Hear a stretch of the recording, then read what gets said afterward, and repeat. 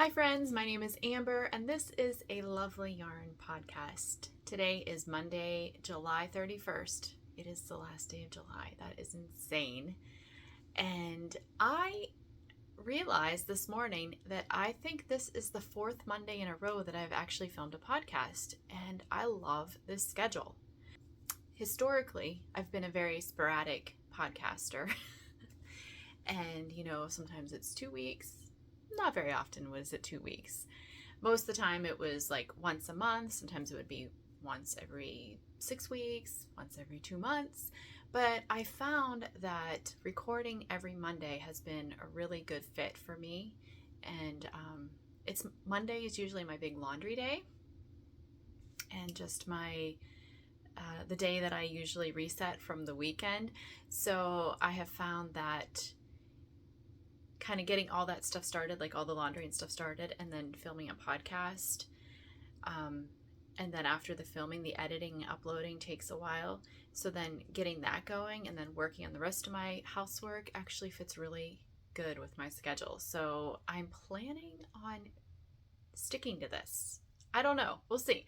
When I started, I think the second week that I filmed on a Monday, so is this the fourth? I'm pretty sure this is the fourth. And the second week, I thought I kind of like this weekly filming schedule and I'd like to stick with it, but I don't want to say that I'm going to stick with it because then I'll probably not stick with it just because I said I would and I would feel pressured.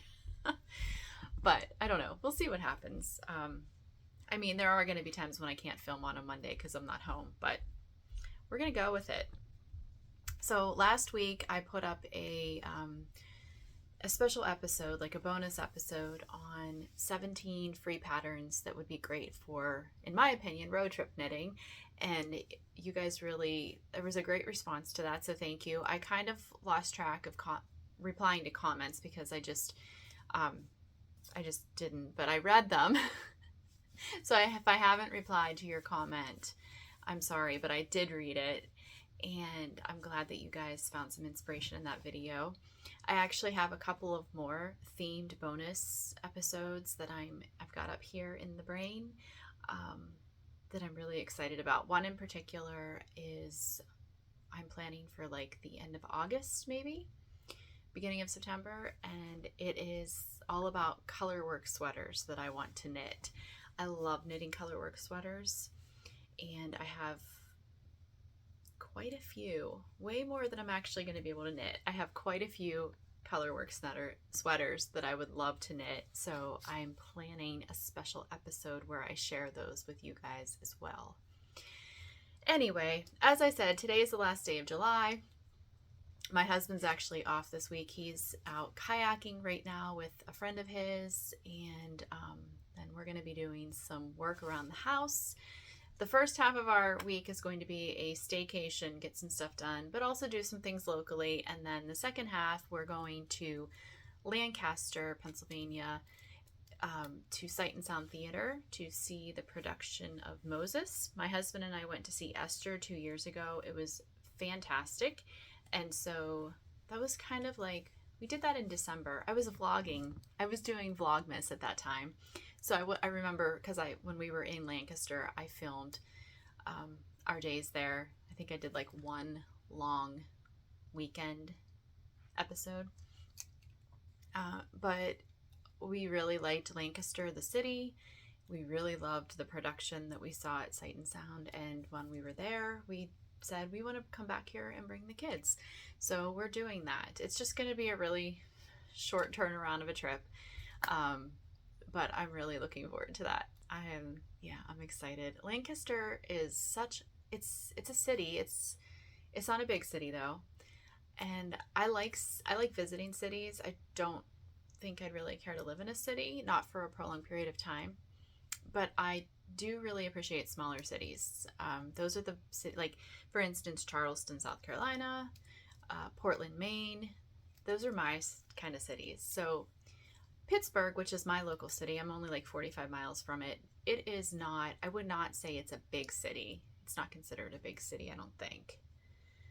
But it's a very industrial feeling city with lots of skyscrapers, and we have lots of bridges in Pittsburgh. which is really pretty, but also can be very, people that drive into the city in Pittsburgh who aren't used to the area and the traffic patterns, it can be a bit stressful for them. I'm used to them now, but I remember when I first started driving down there, it was very stressful for me. Just all the crossing, and there's a lot of bridges. But Pittsburgh is a very, I would say, you know, I mean, it has its roots in the steel industry, so it is a very, it's a beautiful city. It's a beautiful city, but I have to say that I much prefer the smaller cities that are more just, I don't know, large, very large town feeling, not so many of the big skyscrapers. And I feel like Lancaster is kind of like that. Lots of cute shops, several really yummy coffee shops. Surprisingly, no yarn shops, which just kind of blows my mind, at least not 2 years ago when we went. So, okay, if any of you live in the Lancaster area or in that part of Pennsylvania at all, and you know of any good yarn shops that I should try to stop at, please let me know in the comments. I think, knowing myself, I probably did a Google search when we were there, and I don't remember any yarn shops, which is so crazy because that's like, I don't know. Anyway, so I'm looking forward to that trip. But I don't even remember why I told you guys all that, but let's just get started with the knitting because I have a few things to talk about.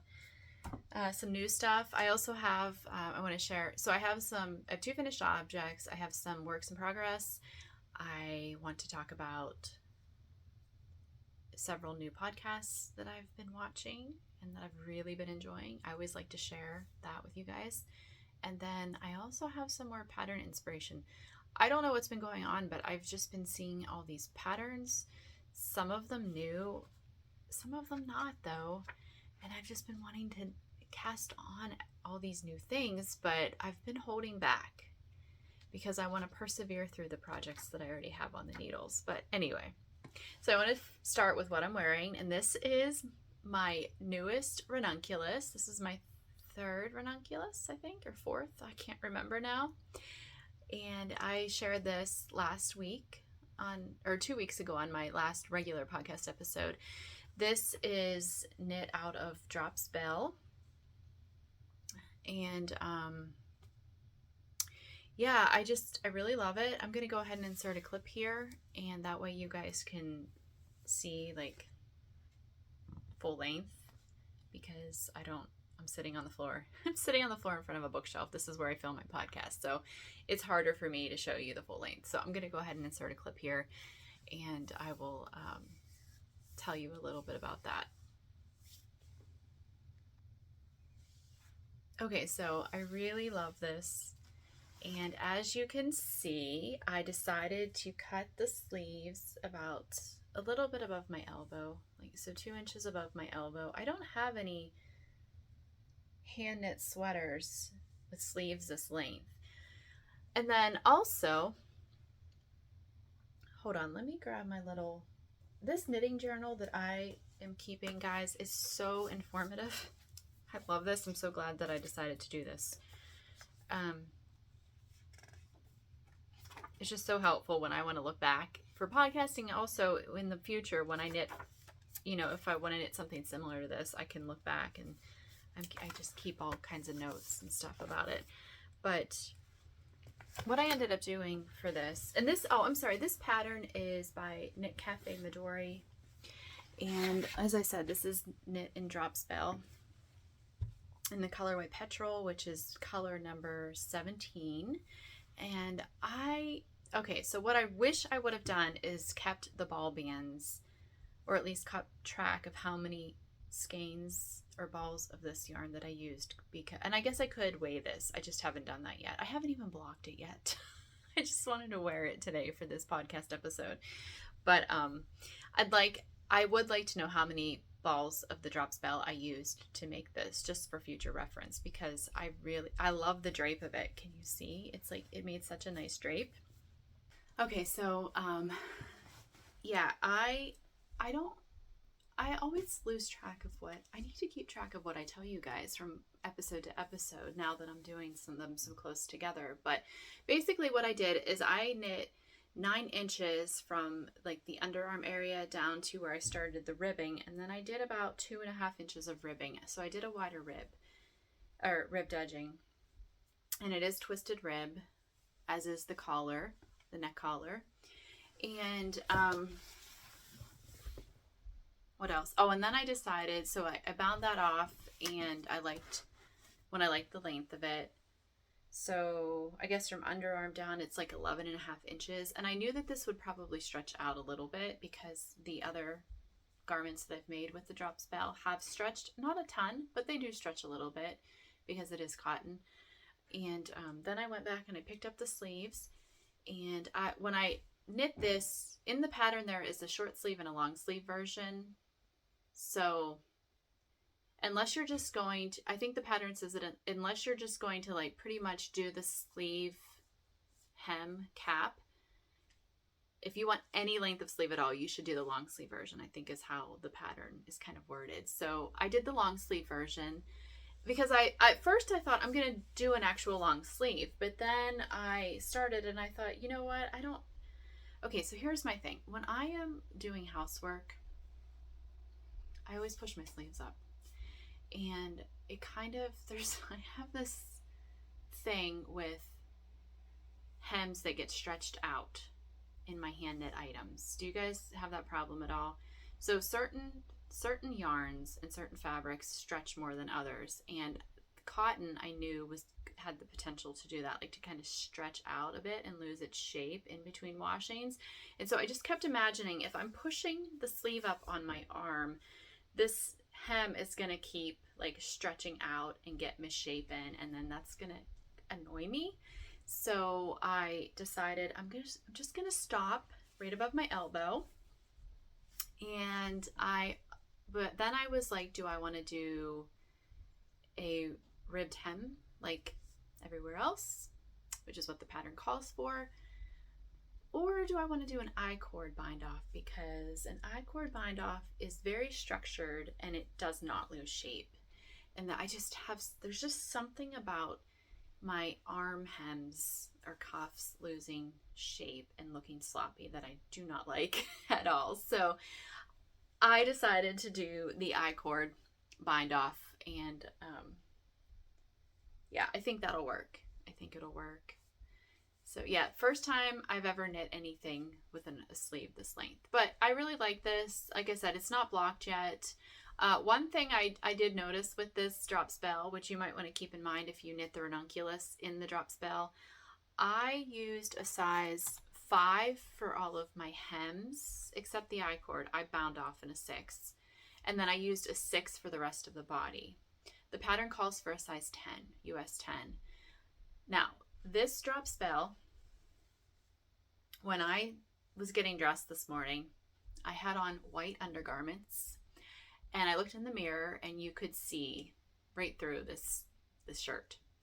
So and the reason I went down to a size 6, which messed with the gauge, so I had to adjust the sizing a bit, which I talked about in the last podcast episode. Like this yoke is a lot shorter, like the pretty part of the yoke is a lot shorter than my other versions of this that I used. I think I used a size 8 or 9 needle for those versions.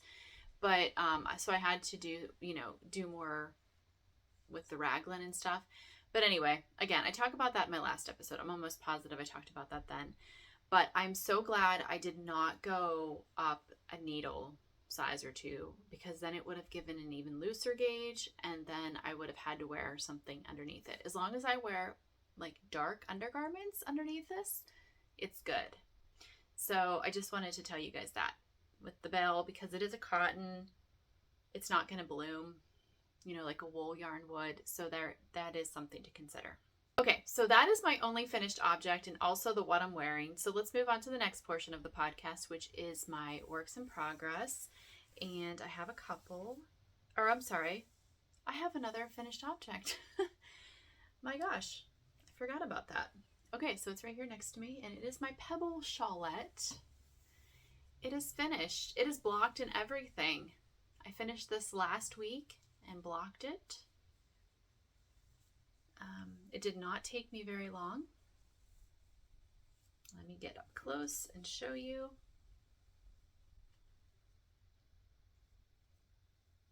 So this pattern is free. I will have all the links to this and everything else down below in the description under the video. And the yarn that I used was a one-of-a-kind skein from Flower Hill Fleeces. And I used size 6 needles, which I think that's what the pattern called for. And I also bound off earlier. So the pattern tells you to keep doing like back and forth and doing the increases. I think it gives you a number of stitches. So you work until you get to that number of total stitches. But I bound off sooner. In fact, I didn't, oh, here it is. This is what I had left. And I actually measured it. And this is 26 grams of yarn. So I used approximately 3/4 of a skein of fingering weight yarn, because this is a fingering weight shawl. The reason I bound off early is because I did not want a big shawl. I wanted this more like something just to tie around my neck a couple of times. So let me show you how I envision wearing this. Because this is how I like to wear. This is the most practical way for me to wear shawls, because then they stay on. So I like to just take them and tie a little knot in the front. And so I can wear it like that, or if I want the pattern part to show and the knot to be hidden, I just flip it this way. And I like this because it stays on and it stays in place. I actually like having the knot shown. I think it looks cute. I can't see real well right now because I'm far away from my phone, which is what I film on. But I like having the little tails. See, like that. I think that's really adorable. And this is how I wear most of my shawls. I like shawl. So, okay, most of my fingering weight shawls. You could not do this as easily with a heavier weight shawl because it wouldn't have as nice of a drape, and it wouldn't, like, you wouldn't be able to tie it, and it would probably be sticking out because it was a heavier weight fabric. But I like to wear my fingering weight shawls like this. And what else do I want to say about it? Yeah, like I said before, it's a crescent shaped shawl, which is my favorite shape of shawl, and because I just like, it gives this nice curve along here. Yeah, so anyway, that's it. It is done. It did not take long for me to do. It is, I memorized the pattern. I don't know how many rows before I memorized the pattern, but I memorized the pattern easily, and I just went at it, and it's great for that, like a single skein of fingering weight yarn. And it's free, if I didn't mention that already. It's a free pattern. Okay, so that was my last finished object. So let's talk about some works in progress that I'm working on. My first one is my Hermione's Everyday Socks. And I'm not going to talk about this a lot because I have made progress on it. I have this one completely done. This is the first sock. The only thing I need to do still is Kitchener stitch the toe. And then this one will be completely done. And then I have this much of the second sock done. Close up in case you're new to the podcast and you haven't seen these yet. I love this texture, and it is a perfect match for this yarn, which is from a knitter's Homestead. And this main color is Cupid's Dart, and then the contrast pink was, I don't know, it didn't have a name with it. It came in a mini skein set that I ordered at some point. So, but all the yarn is from a knitter's Homestead. So yes, those, I would assume that I will probably finish these during the car ride on our upcoming road trip. So that's all I'm going to say about those, because I've shown you guys those socks before. Okay, so let's move on to my next whip. And this is a brand new one, although this is the second version. This is my 2.0 of this pattern. It is, actually, this is, so one of my viewers, Tracy, after I was talking about, so I bought the pattern summer camp kerchief. And here's my first one that I knit. Okay. And I knit this one out of Cascade Ultra Pima yarn. And it's blocked now. The last time I showed this to you guys, it was not blocked, I don't think. So it is blocked now, and it is completely finished and ready to wear. And it's very beautiful. But I said this was like a sport weight yarn, DK weight yarn, and the pattern for the actual kerchief used Knitting for Olive Pure Silk, which is a fingering weight yarn, but I was just trying to use what I had. And so I did mention that I didn't like it. It felt a little bulky. It's not that I didn't like it. It just felt a little bit bulkier than what I had hoped for. I'm sure I'll still wear it. I just don't know how often I will wear it because of the bulkiness of it. And that's just because I used a heavier weight yarn than the pattern called for. So when I was talking about that, I was talking about the Knitting for Olive Pure Silk, which I had never used before. I'd never used any of the Knitting for Olive yarn. Tracy, one of you lovely viewers, had reached out to me and said she had an extra skein of the Knitting for Olive Pure Silk in the Putty colorway, which was actually one of the colorways that I was interested in when I was looking at it online, and she offered to send it to me, which was so. You guys are I have like such generous viewers. You guys are so awesome. You really are. You're so generous. And so she sent me this Pure Silk. I think we were away camping when it arrived, but I casted it on a couple of days ago, and it's kind of hard to show you because of, just the nature of having it on the needles, but I can tell already that I'm going to love this one because it's so nice and it's thinner. It's making a thinner fabric. And I feel like it's just gonna, how I was talking about the tying the knot and stuff, like it's just easier when you have a fingering weight yarn than when you have a heavier weight. And the same is going to go with this. I think this is just going to be so much more wearable and practical for me because it's a thinner yarn. And also, I love this Pure Silk. I absolutely love it. Like, I really am enjoying working with it. So I would definitely spend the money on this. When I was looking, I was finding it anywhere between $12 and $14 for a skein of it. And it is a 50 gram skein, and there's 250 meters. And this, like I said, is the Putty colorway. So when you buy this pattern, you get 3 different options as far as the style. I think they probably all work out to be the same size. It's just the stitch pattern. Like, one is just plain, and then I'm doing sample number 2, which has 3 eyelet rows on it, which is what I also did this one in. This one is also sample number 2. And then there's a third one. There's a third version that you get 5 eyelet rows, I'm pretty sure. And I don't know, I just like having the 3. I feel like it's a good in-between number of eyelet rows. But I'm just really loving this. I'm so enjoying knitting on it. I'm so appreciative, Tracy, for you sending me this, and I was able to try it, and now I know that I would definitely, I would buy this yarn. This is going by so fast. I love this pattern. If you're into neckerchiefs and you like to have little things tied around your neck, I think that's all like so cute. I've been doing that for several years now. With like silk scarves and stuff that I pick up at thrift stores, but I think this would be the perfect pattern. I would highly recommend it. It's by Ashley of Designs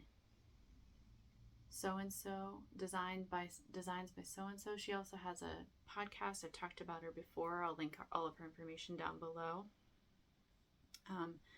But yeah, I'm really, really enjoying this, and I just love this yarn. Now I want to try some of the other Knitting for Olive yarn. I'm probably not going to anytime soon, but I'm really enjoying this. So yes, this is another thing that will probably get finished up real soon, probably this week at some point, and I'll block it, and hopefully I'll have it available for next Monday's podcast. But highly enjoying it. It just feels so nice to work with. I don't find it splitty. I mean, the yarn is, like, anytime you use cotton yarn or like a silk or any kind of plant fiber, it is splittier than if you're using a wool yarn, but I don't find it, like, my needle's not catching on it or anything like that. So yeah, 2.0 on my summer camp kerchief. Okay, so then I had another viewer, Pam, reached out to me, and she was asking me for some information on my garter stitch blanket that I started, I think, over the winter. And basically she wanted to know, like, how big it was. So I pulled it out. I had shoved it in this basket, and it was up in my closet because I hadn't worked on it for such a long time. And she had asked because she wanted to make one for her grandson's single-sized bed. So I pulled it out and was, getting that information for her. I even had to ask her, do you remember, because I know I could have counted, but I'm like, do you remember how many stitches I said I cast on for this size? And because when I made this, I know that there's, like, patterns out there for this type of a blanket, but it's so simple that you don't really need a pattern. And she said, you had said that you cast on 240 stitches. And I was like, okay. I mean, I totally could have counted, but I thought if she knows off the top of her head, we'll just go with that. And this blanket, after getting it out, I felt inspired to work on it again. So thank you, Pam, because it has been sitting up in my closet in its basket, just collecting dust, essentially, because I don't tend to work on blankets this time of year because it's big now. See, look, let me show you here what I got. So it's fairly big. And just in case you're curious, this is 280 stitches, and it fits the whole way across my queen size bed. So flat, it doesn't hang over the sides at all. I put it on my son's bed. He has a single bed, and it hung down on either side probably about that much. So if that helps anybody out. But so what I did is I'm holding just a plain bare yarn from Knit Picks, and I don't even remember which. This is just like some sort of sock weight from them that has merino and nylon. And then I've got these minis in here. I have more minis. These are just some of my minis. And I'm just holding them double. So right now I'm working on this beautiful color, which I don't know what it is because I've had these minis. Some of them are gifts that have been sent to me when I've done swaps. Some of them are leftovers from socks that I've knit. Others I've bought in miniskein sets. So I'm pretty sure this was a gift that was sent to me, so I don't have a name on it. But yeah, I'm just holding these two double, and I'm just knitting every row. And then at the beginning of every row, I'm slipping the first stitch so that I get this nice clean edge along the side.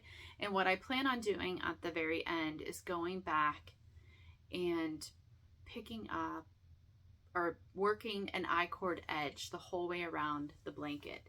Now, I realize I could have done that as I went, but if I would have done that, then the I-cord edge would have been the color of each stripe of yarn. And I want a solid colored I-cord edge, the same solid colored I-cord edge the whole way around. So that's why I'm doing that. I realize it's a little bit more work, but I think I'm gonna like the look of that better. I think it's gonna make the blanket look just really nice and cohesive.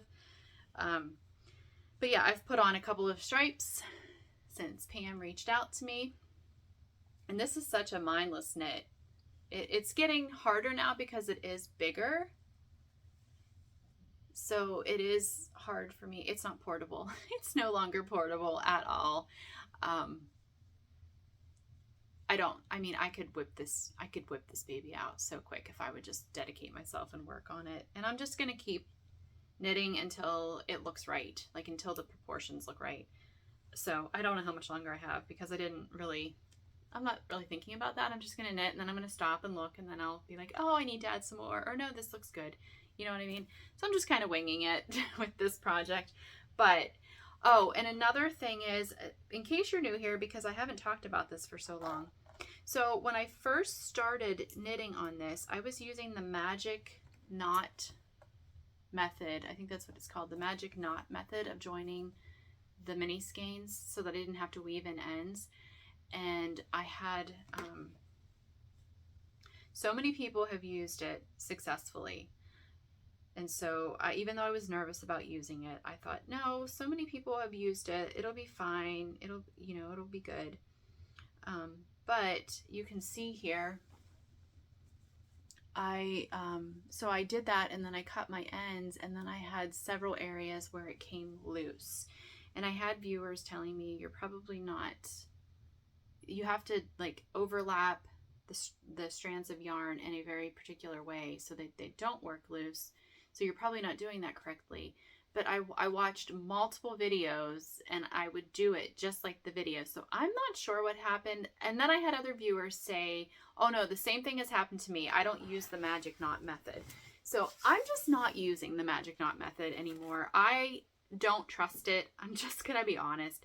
I had a crocheted Afghan unravel one time, and that's what made me hesitant to try it in the first place. And then I tried it, and now I have all these really short ends, and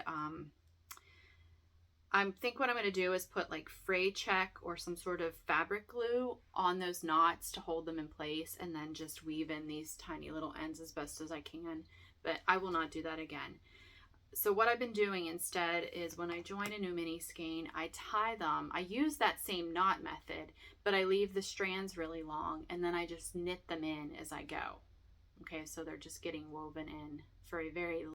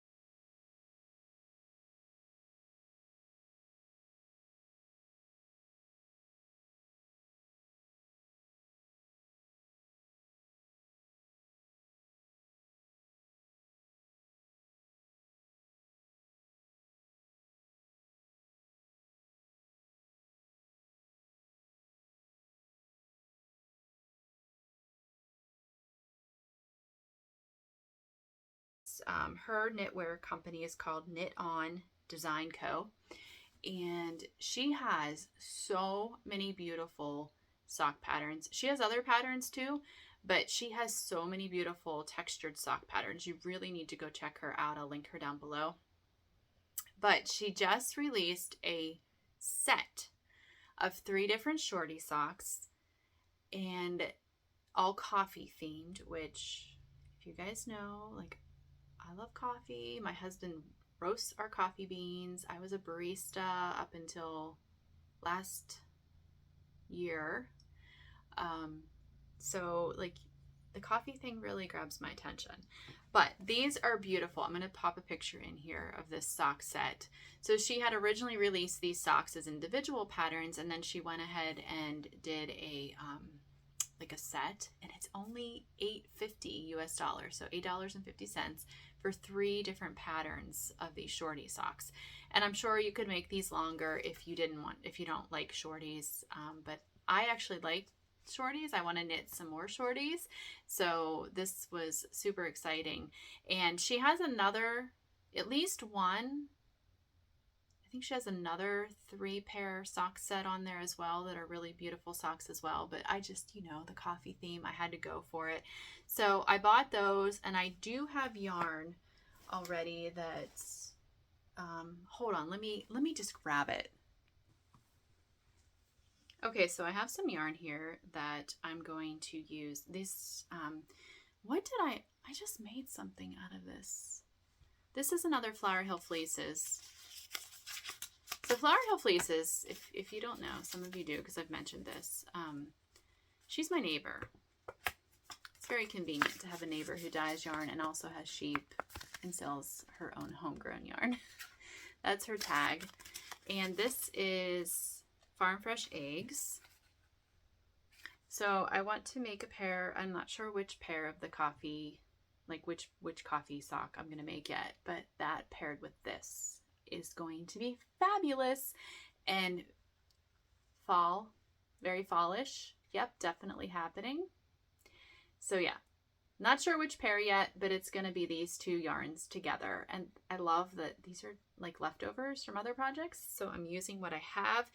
This is a color from Cozy Posy Yarn Co. that I've had for a really long time. I don't have the tags anymore. I have 2 of them, and I don't have the tags for either of them, which is kind of ridiculous. But so I don't know what this yarn color is called, but it's a really pretty, like, deep rusty orange. So that's going to become a pair of the coffee socks, one of them from this set.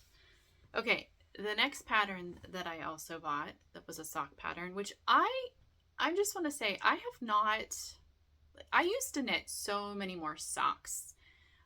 Now I'm more interested in knitting garments, but there was a point in my knitting journey where I just knit socks after sock after sock after sock. I haven't been that way lately, and however, these few patterns I've seen lately have inspired me to want to knit socks again. I mean, I always knit socks. I feel more inspired to knit socks. Usually the reason I've been knitting socks is because they're small and portable. I can throw them in my purse. I can take them to church and I can work on them, without it being too obvious that I'm knitting in church. And or anywhere that I am, they're just small and portable. So they're a great project to always have on the needles. But I've actually felt inspired to knit socks for more than just their portability lately. Okay, so the next pattern that I bought is the fletching socks, and this is a brand new pattern by Jessica McDonald. This is a colorwork sock. This will be the first colorwork sock that I've ever knit. Okay, so this pattern by Jessica McDonald is a simple colorwork sock, and they're made using sport weight yarn, which is very appealing to me because that means they're going to go really fast. And I love colorwork. I love knitting colorwork. So her samples that she knit are made from Barrett Wool Co.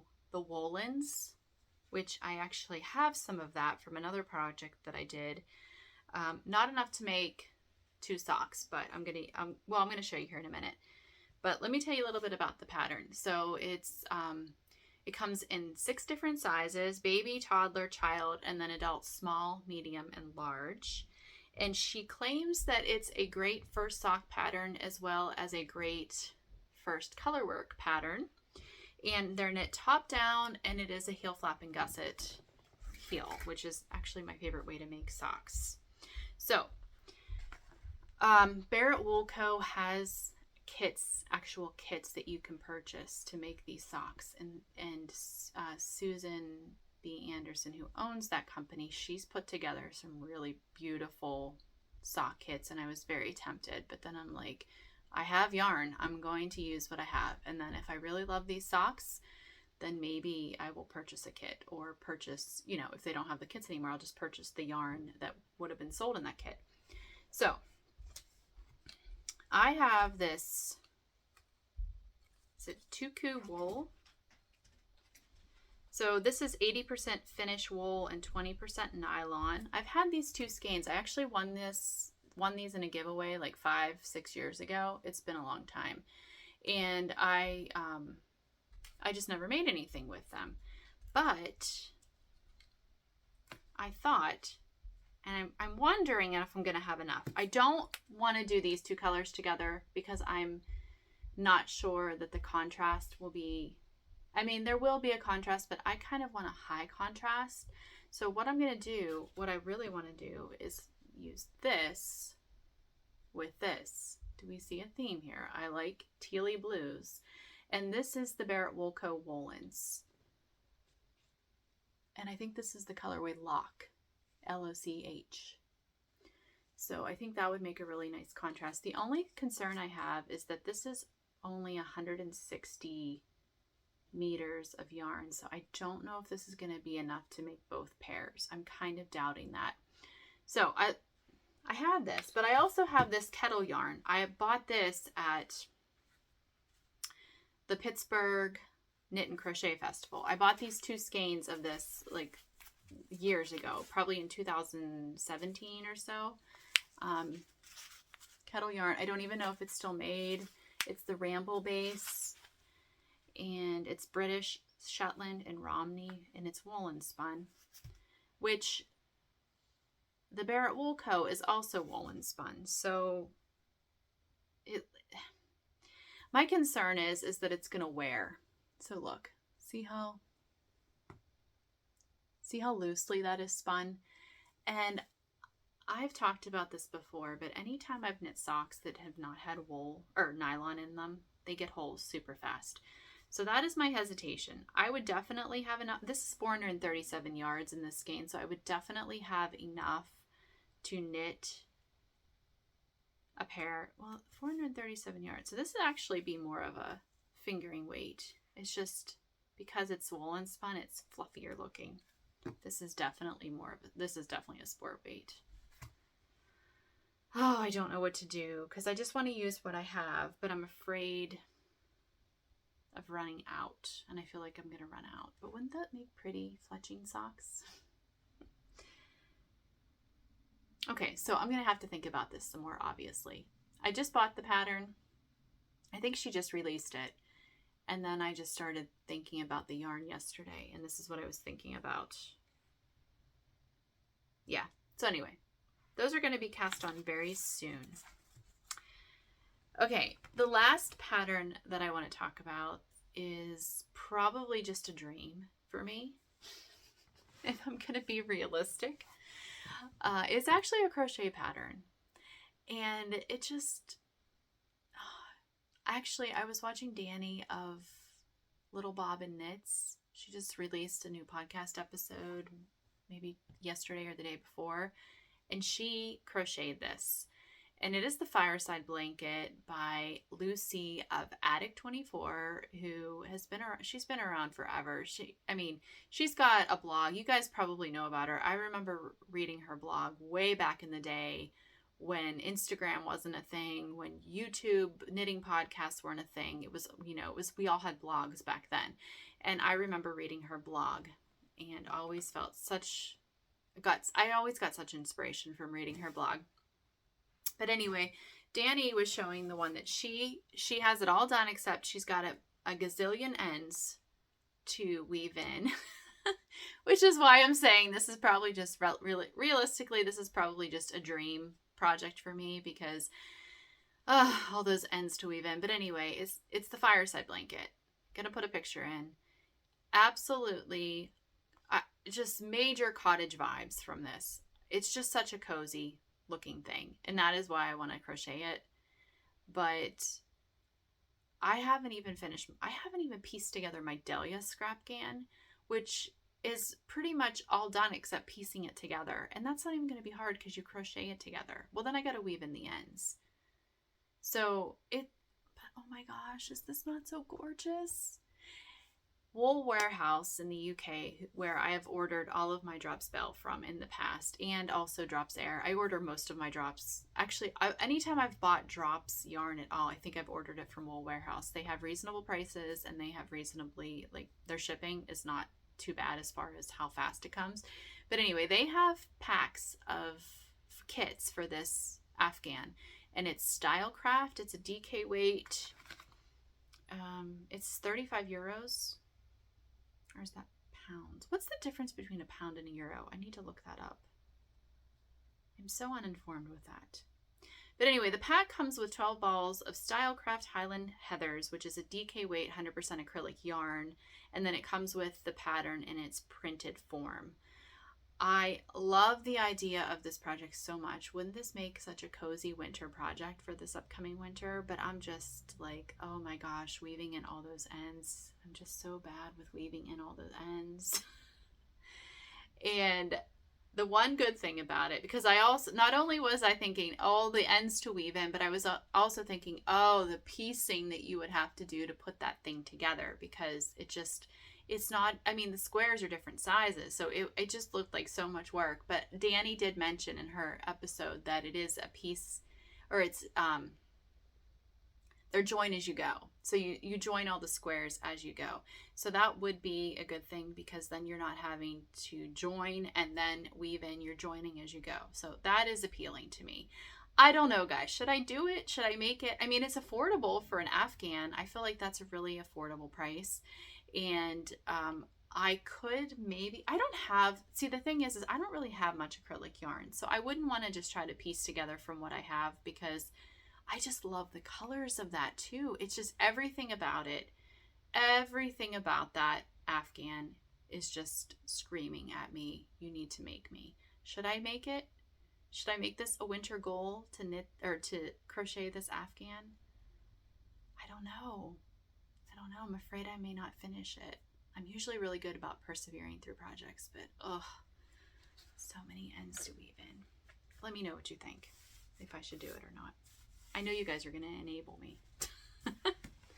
All right, so that's all I'm going to talk about projects, but I do want to talk about some podcasts that I've recently found. I always love sharing podcasts because let's spread the love, right? And I like when I listen to other podcasters and they recommend other channels as well. Because usually if a podcaster that I'm watching and I enjoy watching, if they recommend someone, then chances are I'm also going to enjoy that other person, because they're probably going to be pretty similar to the one I'm watching. Do you know what I mean? Okay, so the first one I want to recommend is Laurel of Knit All the Things. Her Instagram name is West Maven, and I've been watching her for probably a couple of months now.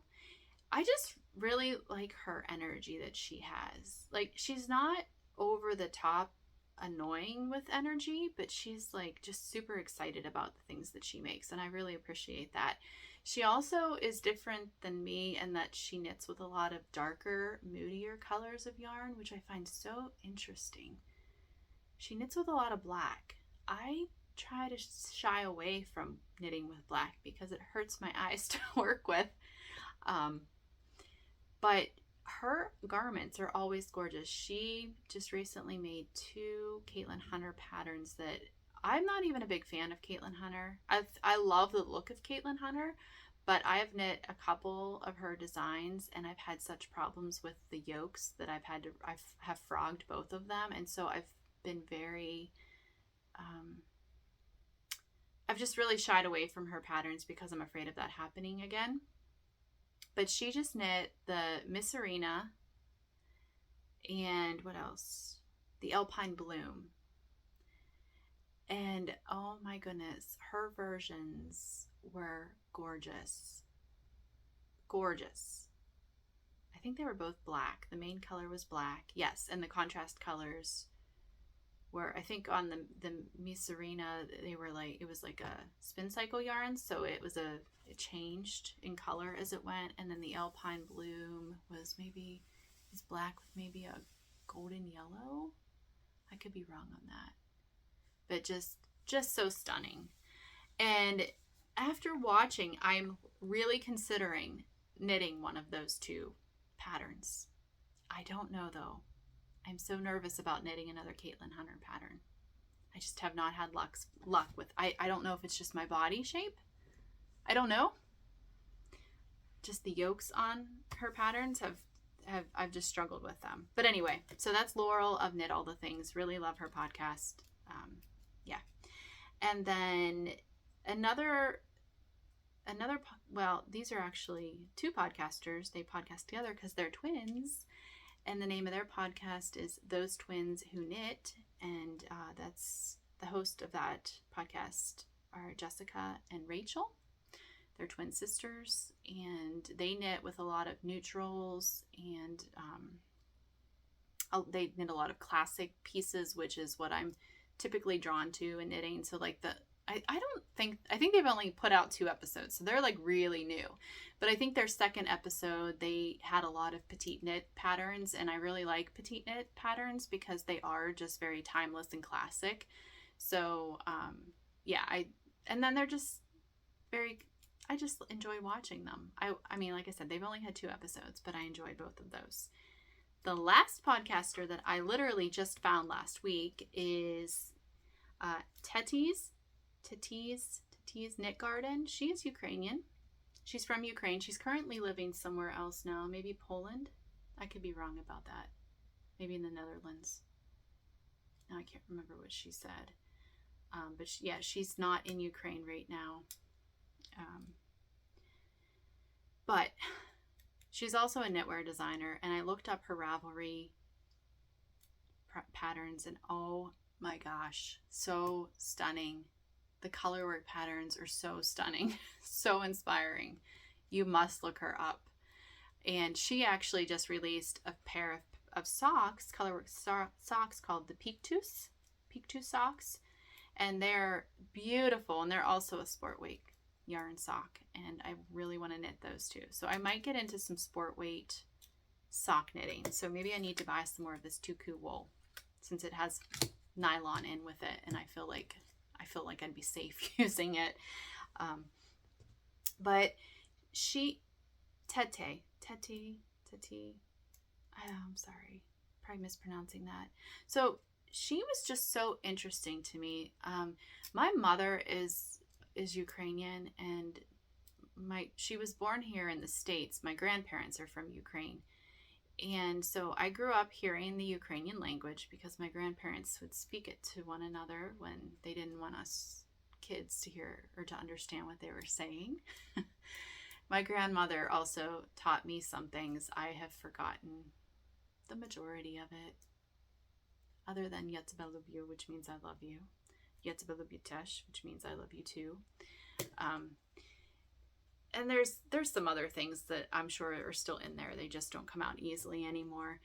But I just find her podcast so interesting because she also has had some vlogs, and she was just recently visiting her family who still lives in Ukraine, and it was just so reminiscent to me it just made me feel a little bit connected to my heritage from my mother's side. And also the fact that our oldest son, Sergey, is adopted from Ukraine. We adopted him when he was 13. So we spent about 6 weeks in Ukraine, my husband and I. And the area that Sergey is from is actually the Sumy region, which is, and now it's an occupied region now, which is really sad. So watching her episodes make me just feel so at home. She's so calming, and she does embroidery, beautiful embroidery. I don't know how I haven't found her up until this point, because I'm pretty sure she's been podcasting for a while. I watched a couple of her vlogs from Ukraine, and then I watched, and oh my gosh, those just were so... Oh my gosh, they made me feel so nostalgic for Ukraine. I want to go back there. Even when Brad and I left, when we came back to the States after adopting Sergey, I said I want to bring the rest of the family back here someday. It just felt so wonderfully unreal. I remember landing in Kiev and thinking, oh my gosh, like my grandparents and my family roots are here. It was just so surreal to me. It's so sad what's going on there now, but one day I would love to be able to go back and visit. I think that would be a fabulous and fantastic thing to be able to do. So anyway, I recommend her podcast. Other than the Ukrainian thing, she is just an amazing knitwear designer. I've never knit any of her patterns, and I'd like to really start with those Peak 2 socks that she recently released. But I don't know, just a really calming, cozy feeling podcast. So that wraps it up for today's episode. Thank you guys so much for joining me again. And if you enjoyed what we talked about here today, give me a thumbs up and subscribe if you haven't already. And I also have links to all of my social media accounts down below, as well as my email address for this podcast, which I don't check that. I check that like a couple of times a week. So just so you're aware of that. And then I have a link to my Coffee account, which is like if you want to financially support this channel, that's always greatly appreciated. I want to give a big shout out and thank you to those of you that have. And thank you for watching. I hope you're having a fantastic month. Actually, the month's almost over, so here's to a new month of August. And I hope that you're having a great time with all of your creating, and whether it's knitting, crocheting, embroidering, whatever you're getting into, enjoy it. I mean, it's just wonderful to be able to express our creativity, however that looks, right? So thank you guys so much for watching, and I will see you next time. Bye.